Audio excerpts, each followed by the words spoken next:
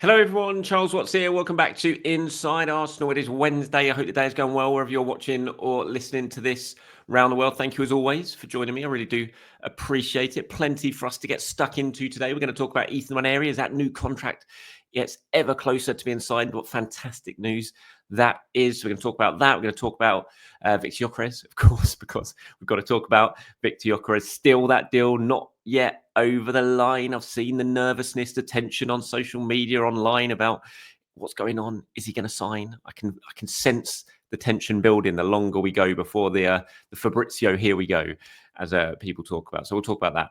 We're going to talk about Mosquera and Madueke as we await their announcements as new Arsenal players, which will be coming before the end of the week and before the club go off on tour on Saturday. Got loads of questions and comments from you guys as well to get stuck into. Myself and James did Inside Arsenal Extra Time yesterday. If you haven't seen that, you can watch it. You can find it here on YouTube. If you're a Patreon member, you can find it on Patreon ad-free, of course, or you can listen to it on all your regular podcast platforms. So spoke about the work Andrea Berti has been doing as a whole in that show. So yeah, do go and watch or listen to that if you can. Right, let's get stuck into today's show. And I wanted to start on Ethan Nwaneri. Fantastic news. This contract is close to being signed now. An agreement reached in principle with Ethan over this new deal. Interestingly, Sammy at the BBC, Sammy Mockbell reporting today, initially it's going to be a 4-year contract. We don't know yet if that is going to have an option on it. I hope it does, but we don't know yet. Last time it was only a 4-year contract. And you put for the likes of Saka and Saliba, and we saw it recently for someone else who, off the top of my head, I can't remember who it was. And so it wouldn't be a massive shock if it is 4 years. I think there'll certainly be a bit of a reaction to that online again. Oh, why are we only doing 4 years? Which I kind of get. I do kind of get, because it would be nice to have 5 years. It just means that within 2 years, you're not in that similar situation of having to sort of chase over a new deal once again. But look, this wouldn't have been the easiest deal to have got done because of the, just Ethan's pathway is so important to him and his representatives at the moment. You don't want that development, the brilliant development we've seen from him, stifled at all. And Arsenal are obviously got a big squad. They've got a lot of players who play in the position that Ethan Nwaneri plays in. So there would have been, some pretty, I don't know if tense is the right word, but very sort of solid discussions over, what's the pathway? Where's he going to play? How's he going to get the minutes that he needs to continue developing? How's he going to get on the pitch enough to be able to show what he can do? So it wouldn't have been the easiest negotiations to do. So the fact that it's done and it's agreed, I think, is a real plus for Arsenal. Again, it's another big plus for Andrea Berta. The sort of contract ticks that we've had so far of Miles Lewis-Skelly, Gabriel, Ethan, it's 3 big ones done already. We've got 2 massive ones to come, obviously, and Saka and Saliba, probably the 2 you would say are the most important. But it's another good little sort of notch on his bedpost, shall we say, Andrea Berta, to get these contracts done and to get them done relatively early as well, in a summer where he's got so many other big jobs to do. And so I'm delighted for it. I've got to say, I'm in the news report that David Ornstein did yesterday. He talked about in it how there's, as part of these negotiations and discussions, there's been no sort of demands over Ethan has to play this amount of minutes or anything like that, which was a sort of story we saw emerge. I don't even know when it sort of entered the news cycle, that this was a key thing that Ethan and his reps were demanding. And lots of people jumped on that and started using it almost against Ethan. I hear it on radio stations, on talk shows and things like that. People really sort of having a go at Ethan, saying, he's only an 18-year-old kid. How can he demand in all this? Which I thought was really unfair at the moment, because they were totally unsubstantiated claims at the time.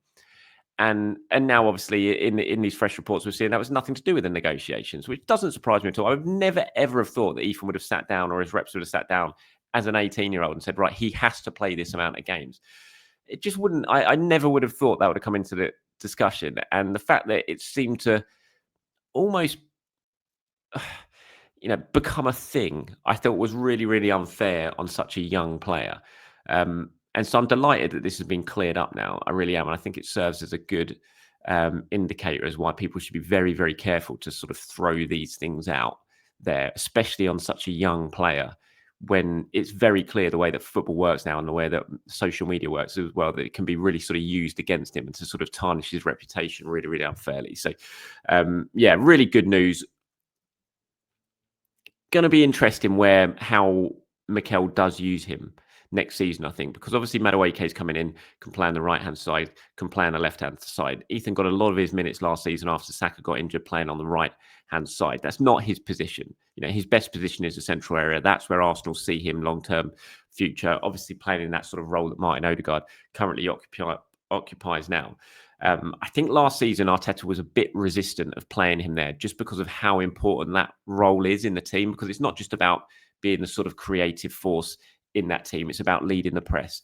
It's about dropping back, getting the balls off the centre-backs and moving the ball forward as well. There's a huge amount of responsibility on what Martin Odegaard does and how he plays and the work that he has to put in. And for a 17-year-old like last season, Ethan was, I think Arteta was a little bit resistant to sort of place that pressure and that burden on him. It'll be interesting to see if he's more free to do that this season. It will also be interesting if the arrival of Martin Zubimendi kind of lessens the need for Odegaard or Nwaneri, whoever's playing in that position, to start dropping deeper and deeper to be able to get the ball off the centre-backs and progress the ball forward. Because I think the big reason why Martin Zubimendi has been brought in is to do that quicker than we'd seen the previous players do in that Arsenal position in front of the back four. And that might allow Odegaard, Nwaneri, just a little bit more freedom to stay further up the pitch and not have to worry as much about what's going on behind them, just worry about what's going on in front of them. So that's going to be interesting to watch as the new season progresses. But yeah, really good news. Let me know your thoughts on it down in the comments below. How happy are you about this news that Ethan Nwaneri is staying, and what do you see from him next season or over the next couple of seasons? Where does he play? What should Arsenal focus on in terms of his development? Let me know all of that in the comments below. Right, let's talk about Viktor Gyokeres now, shall we? As this move still hasn't been done at the time of recording this anyway, which at the moment is coming up to 11 o'clock on Wednesday afternoon. Obviously, this could change at any moment. The breakthrough, the agreement on how these add-ons are going to be reached. The agreement in principle has been reached. The framework of this deal has been done. That was done on Sunday when Arsenal and Sporting had a big day of negotiations, and they agreed the framework of this deal in terms of how much was going to be paid up front, the initial fee, and how much add-ons were going to be included. What hasn't been decided now is exactly how those add-ons are met. So how that extra sort of £9 million is going to be met, in terms of, I don't know how many appearances he makes, how many goals he scores in the Premier League, in the Champions League, all those sort of things, how many international appearances he goes on to make, if he scores in a World Cup while he's playing at Arsenal, all those things come into add-ons that clubs try to insert in these deals so they get extra benefit from these sales a few years down the line. Sporting obviously want those add-ons to be as achievable as possible. Of course you would, because that guarantees you extra money. The buying club always would prefer that it's not quite as easy to hit, because then you might not have to spend as much money going forward. So that's where the sticking point is at the moment. Arsenal, as far as I'm aware, are still confident this deal is going to be done. We know the Madueke and the Mosquera announcements are going to be imminent. At the end of last weekend, after that breakthrough on Sunday, I think Arsenal were hopeful that Gyokeres' announcement was going to come at a very similar time. It might well be that we have to wait a little bit for that. They leave for the tour on Saturday. Whether Gyokeres is done before that, I don't know. It's impossible to put a time frame on it because, like I said, these negotiations are literally ongoing as I'm recording this video. They were ongoing yesterday. They're still ongoing now. At any point, it could be click your fingers, agreement done. And once that happens, then it's going to move very, very quickly because everything else is done and sorted behind the scenes in terms of the initial fee and in terms of Arsenal and Gyokeres over personal terms, all those sort of things. So it's just a case of getting these add-ons sorted and agreed. And then finally, hopefully, this saga is going to come to an end. Gyokeres will be announced as an Arsenal player, and we can all move forward and breathe a little bit easier because that new number nine, well, new centre forward, shall I say, rather than shirt number, is through the door. Before we move on to some of your questions and comments, just quickly on Madueke and Mosquera. I've already kind of said it in this video already, but the announcements for those two are very, very imminent. Madueke obviously completed the final part of his medical now. Mosquera arrived yesterday to undergo his medical.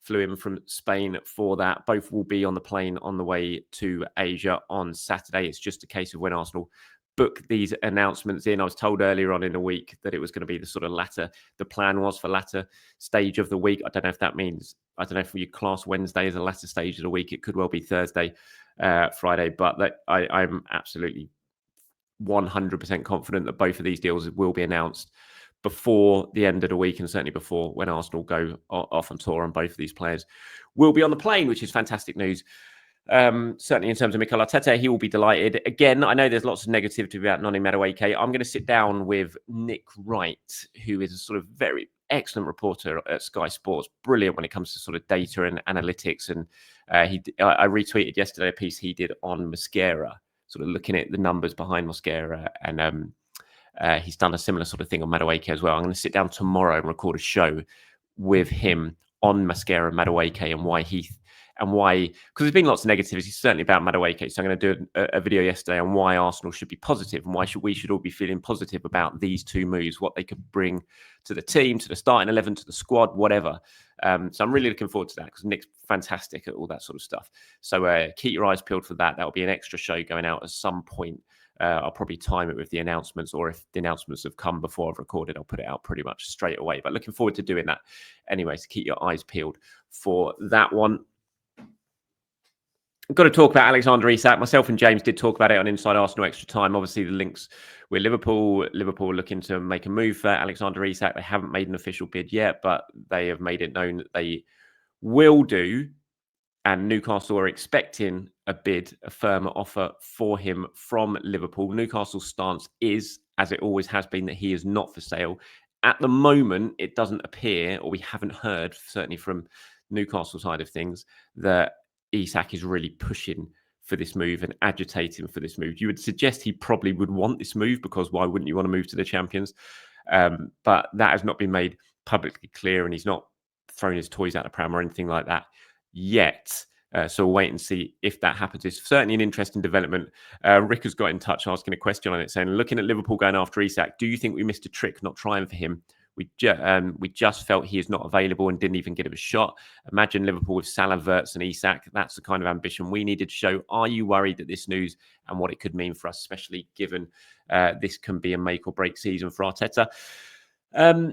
I just don't think it would have been possible for Arsenal. Well, I mean, I suppose I could say it would, but you'd have had to make one less sign-in. You basically got to decide, haven't you? Do you prefer one player, or do you prefer possibly three? Definitely two, but possibly three. You know, if Arsenal sign Isak, and I would imagine you're going to have to go. I know the numbers at the moment are suggesting 120 million, something like that. I would suggest if Liverpool end up getting Isak this summer, that you're talking closer to 150 million than 120 million. And if they do that, you know, if Arsenal would have sort of tried to do that, would they wouldn't have been able to sign Gyokeres, obviously. Doubt they would have been able to sign Madueke, and maybe not have been able to sign, you know, if they go and sign Eze as well. You know, you're getting close to, with those three, you know, not far off what Isak would have cost on his own. So, and I think Arsenal absolutely needed to improve the squad massively this season. This summer. That's what it was about. You know, last summer Arsenal fell short because the squad was really, really thin. They didn't have enough players that Arteta trusted. He didn't use the players that he had because he didn't trust them. So this summer he needed to have a squad that he really, really trusted, and that's what massive emphasis have been put on that this summer when it comes to Arsenal. When you look at the additions that have come in, you've got a central midfielder in Norgard who you think Arteta is going to use a hell of a lot more than they used for Jorginho. Similar when it comes to Madueke, who's replaced Raheem Sterling, who basically wasn't even used at all because, well, he wasn't very good. And, you know, if you go and sign an Eze, you're adding an extra player to that. You've already got Gyokeres.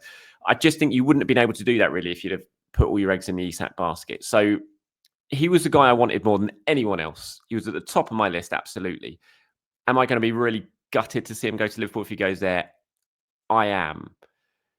But I don't know if it's Arsenal missing a trick or not for not trying for him, because I think what they had to do this summer was so important squad-wise that had they gone for him, it would have proven to be really, really difficult to do what else we would have done. And I think I just worry Arsenal would have been in the same position next season as they were last season, just really sort of short of quality in those areas. And Arteta would have had a real slim squad, a lot of players that he wouldn't really have trusted to use. And you're also putting an awful lot of money into one player then, whose injury record is not absolutely great. So I'm not worried. And I still look at Arsenal and I think they're going to be much, much better next season, Rick, in answer to that. When you say you're worried about the news and what it can mean for us, I'm worried about what Liverpool could do, absolutely, because as you said, that front line of Salah, Wirtz and Isak is terrifying.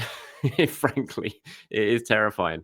But I'm trying to focus more on what Arsenal are doing rather than worrying about other teams, because I think you waste an awful lot of energy if you worry about other teams, because Isak could sign and then get injured in the first week of the season, and then there's 130 million pounds you spent, and you're not going to be able to use that player. So I think Arsenal are going to be stronger. I think they're going to be much stronger than they were last season. And I think that's really, really important. And that's what I'm focusing on right now. Couple of questions here from Punky Gamer and Ams, both on sort of Gyokeres and the number that he was going to take. I was saying yesterday, what should it be? Should it be 14? Should it be 10? What are your thoughts on it? And a couple of you both asking the same question. Why can't we strip Jesus of the number 9 and give it to Gyokeres? I just think that would be really harsh on Jesus. He's still an Arsenal player. I know he's injured at the moment and all of that, but he's still an Arsenal player. And I think he would feel, I don't think it would be worth what that could potentially do to him. And I know a lot of people will say, oh, don't be so stupid. What does it matter? He'll be fine. He's a big boy and all of that sort of stuff. But I still think it's a bit disrespectful if you're just stripping a number 9 shirt off a player who's already at the club, who is trying to sort of battle back from a long-term injury and could well be very, very useful in the second half of the season. So I just don't think there's much point in doing that. If Jesus goes next summer, which I think we all probably think he probably will, then you can just give him Gyokeres the number 9 then. I think he'll be absolutely fine to wear number 14 for one season. Ams asked about the number 17, which is, I think, Zinchenko's, because he wore that number 17 one as a commentary. I'm not sure Gyokeres will be that bothered about that. I think, as I said yesterday, I think he'd come in. If you offer him the number 14, I don't think he'd care about the fact that Henry had it. I think he'd really relish that. He seems to be that sort of character. So I wouldn't be too keen on him taking the number 9 off Jesus. I think fine, give him a shirt for one season. And then if the number 9 comes available in the next summer, which we think it probably will, then let him have it then. Mike Hall has got in touch on the Inside Arsenal Discord, says, I find it strange that a lot of fans are shocked by the amount of business the club is doing incomings-wise this summer. Obviously, as Arsenal fans, we're used to long, drawn-out sagas, so early work being done is refreshing, but we complained last season, rightly so, about the lack of options off the bench, mainly due to injuries, but we also had a small squad anyway. All the returning loans are available for transfer, and the likes of Zinchenko, Kivior could be available too. 5 of the 6 most likely signings in the works at the moment are replacements for players who were part of a small squad last season. Neto for Kepa, Tomiyasu Mosquera, Partey Zubimendi, Jorginho Norgard, Sterling Madueke. With only one potentially Gyokeres being an extra body as things stands, hopefully as a 2. I'm wondering if we might still look for a loan signing, having already spent quite a lot of money so far, just for even more cover, leaving another space in January, learning lessons from mistakes in the loan market. Yeah, definitely don't want to be signing 2 loan players this summer and leaving yourself short next January. I think we've learned our lessons from that. One thing I will say on that, Mike, is when those players you've listed, yes, they were part of a small squad, but they were part of a small squad that we didn't just use last season. Like Tomiyasu obviously was injured, so he would have played a lot last season, but the fact he was injured, so Mosquera's coming in for him, and he's going to play an awful lot more than Tomiyasu did. Norgard again for Jorginho was a player that Arteta just didn't use very much. I think he'll use him. Madueke for Sterling. Sterling may as well not have been around. So although those players were listed on a squad, that we all thought, it's pretty short. They weren't really names in that squad because they just weren't being used, especially when you talk about Sterling and Tomiyasu. Anyway, and Neto, Arteta did pretty much everything he could to avoid playing him as well. So I think the new signings, while in a way you're right when you're pointing out they're just replacing players, a lot of them are replacing players that didn't feature at all, and these guys will. So I think the squad definitely looks an awful lot better, and hopefully, as you point out, we've still got at least a couple more additions to come to just add that out. I don't think they'll go for a loan. I doubt it. I'd be surprised. I think maybe in January you'll have a couple of spots available to do that if you needs be, but I don't think this summer they'll really look for a loan. I'd be surprised on that, I have to say. Simon now has got in touch. Says, hi, Charles. From looking from afar, it seems Berta is doing a much better job than Edu did in recent years. Is this a fair assessment or just different market opportunities, budgets? Also, is Berta doing a different job to what Edu is doing, or were their roles and responsibilities the same? Slightly different. Edu had more responsibilities. Berta is very much sort of focusing on just a men's team at the moment. Mertesacker is sort of gone back to overseeing pretty much everything in the academy, and Claire Wheatley has sort of taken on overreaching control of the women's team again. Whereas Edu did all of that before. Berta is very much just focused on first team duties, so he doesn't have as big an in tray to deal with as Edu did. And I'm also a bit reticent of an early stage sort of assessing the job that Berta's done. Let's wait till the end of the transfer window. Let's wait and see what he does in terms of sales and all of that stuff before we really assess this first summer under Andre Berta. He's done a good job. It looks like he's done a good job, no doubt about it. I'm impressed with the deals that he's done, the way he's got them done, the way he's gone about it, the price on some of the deals as well. But I think we just got to wait and see. Give him, even after one window, is quite hard to compare him to Edu, because Edu had some really good windows as well and did some really good business. So I think we'll have to wait, a year, 2 years to really be able to compare the two and the work that they've done, the success that they've had in the market. So I think let's just wait and see before we start to make real sort of comparisons.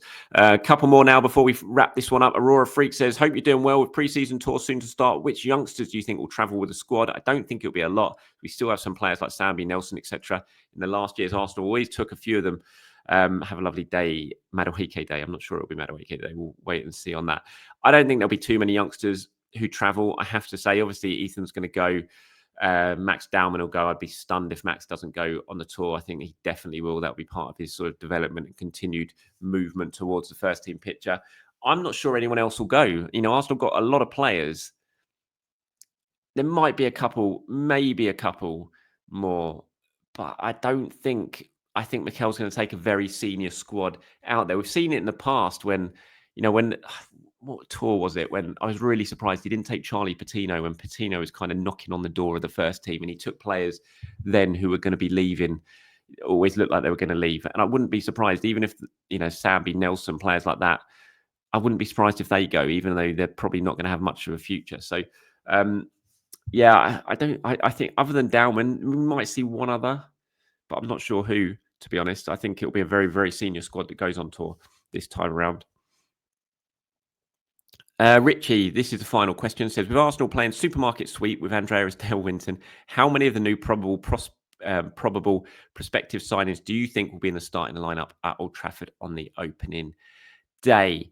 This is an interesting one. I would say right now, in my head, if Gyokeres signs, if Madueke signs, which he will, if Mosquera signs, which he will,